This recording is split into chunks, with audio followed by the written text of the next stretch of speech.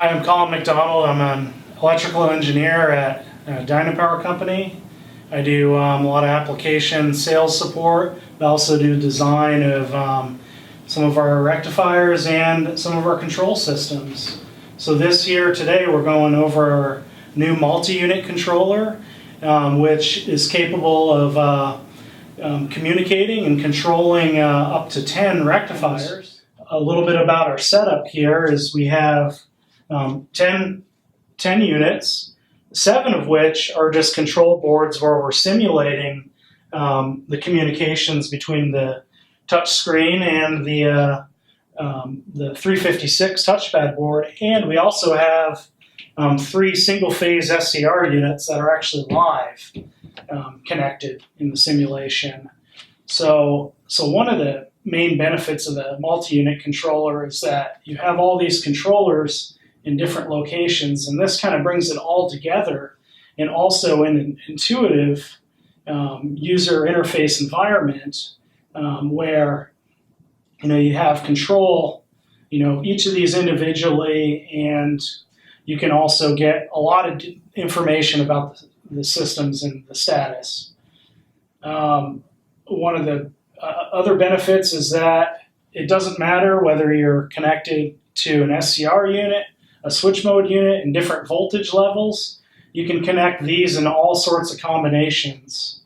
And that could be a real benefit to not only new units that this controller could work with, but also existing units in the field can be retrofitted with 356 touchpad boards, and you can communicate, and it pulls it all into the one single screen.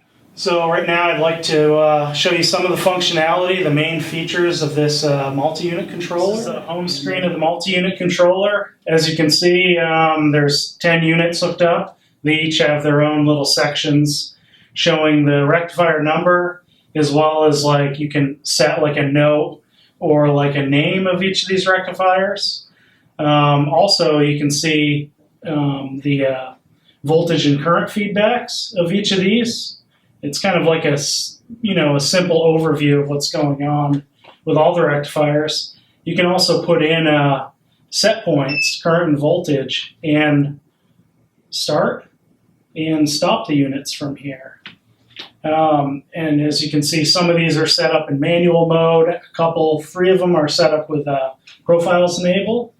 So now if I go to rectifier 1 and I want to kind of zoom in and look a little bit closer to what's going on with that, I just click this button. It brings me in. It shows the current and voltage displays, and it's in right now program mode, so the set points are blanked out. And I can start and stop the unit, do a reset, and then it shows the functions as well. And right now it says program 1's enabled. So what I'm going to do first is I'm going to show a basic function setup by coming over here. And I can set up, just like the 356 touchpad board, I can set up a ramp mode, a cycle, an amp hour mode, and pulse mode from the screen. You can run these process in parallel. So what we're going to do is we're just going to set a simple current ramp. We're just going to start at 0, make it a 30 seconds long ramp, so it's going to ramp up to the set point in 30 seconds. And we're going to make it a time limit, so the unit's going to disable after 45. I put in 45 seconds. So I'll go back. Now you can see the functions changed, and it shows we have a ramp and a cycle, time cycle in there. So I'm going to go ahead and the set point, I'm going to set this to max here to 9 volts and 1.5 amps. It's a really small power supply. So I'm going to start this. Enable. So now as you can see, it's going to start ramping up to the set points in 30 seconds. I can get a quick look over in the data logging and trending screen, and it's going to show the ramp come up. Also, a good thing here is that it's there's a data log set, so every time that you run a cycle, it's going to record to an SD card in the back of the HMI. And you can run, basically a unit can run all day, all 10 units all day, and you can have up to 50 profiles or 50 cycles until, it's going to start recycling through. So now it's stopped there at the end of the cycle. I can go back home, and I can see now this rectifier, it's showing up as yellow as like an alarm, because at the end of the cycle, we have it set up to show an alarm. So we can go and into rectifier 1 again and hit reset. So next, I'm going to pull back up the program mode for this and show a program setup. I'm not going to step through all this, but I'll show you basic how a step's set up. So you have the rectifier number.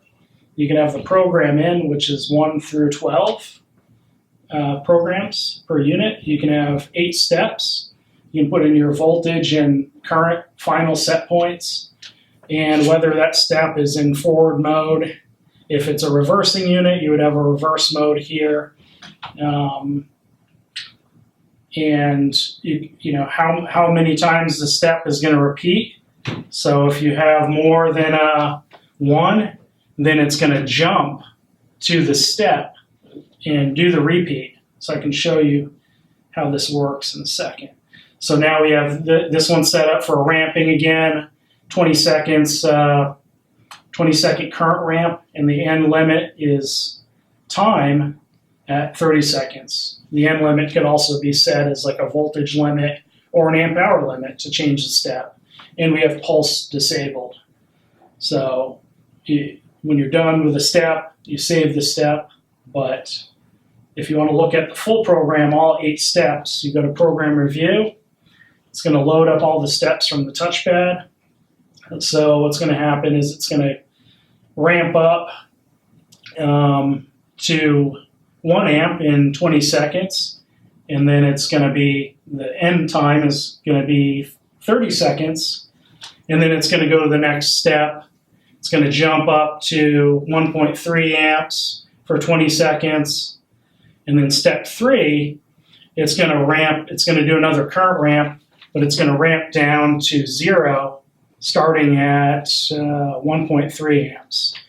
So if you want to get in step 4 is just a ramp up. But if you look down here, there's a repeat. So it's going to repeat this loop from step 1 to step 3 5 times. If I want to get a better look at that, there's a graphical view too. So you can see the ramp up, and then it's going to be steady for 20 seconds. It's going to ramp down in 15 seconds. And that's a current set point. The voltage set point is high the whole time, so we're really running this in current control for the whole cycle. So I'll go back here, and I need to enable the program. I'll go back, and you can see it sets up program 1. I also can copy and delete these programs as well. So I'll go back home and start it from here. So start. Now it's going to start running that profile. So now, another feature is the fault feature, fault detection. So I'm going to just turn on a bunch of these here. And one faulted. So you can see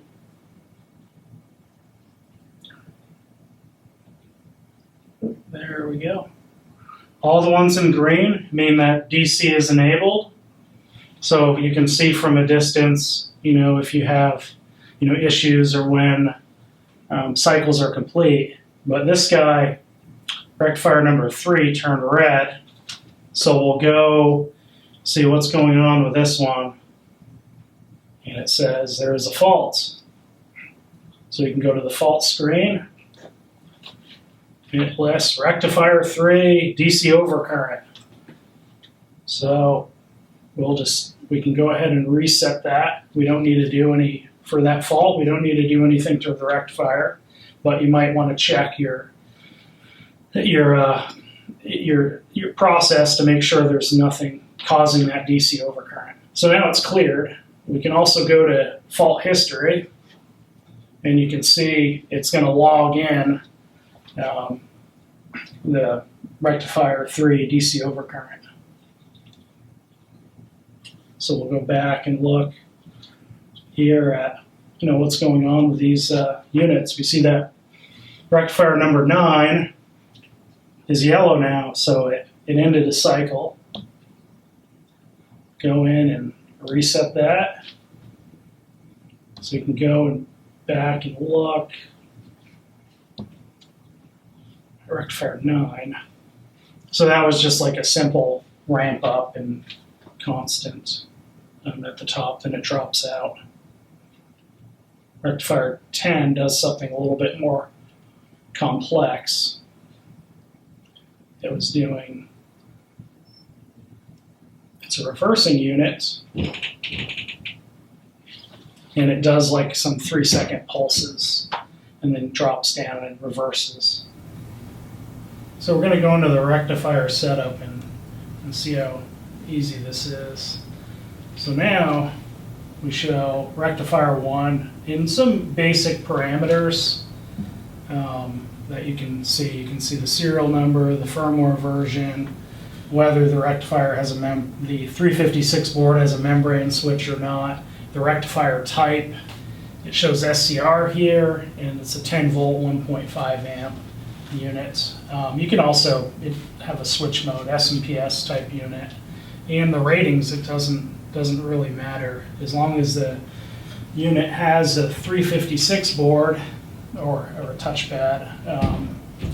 You can connect to it with the proper firmware version. So that means like you can take old units in the field, old rapid power units or old Dynapower units, retrofit them with the 356 control board, and you can connect up the multi-unit controller. So if you have a line of 10 units, and they're all different types, switch modes, SCRs, and different voltages and processes, then you can connect to it, and you can run them all from one common screen.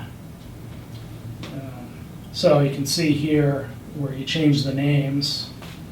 Pretty easy. You can just name all these how you'd like. And then it shows per that unit 1, it shows what your IP address setting has to be. It shows the HMI IP address.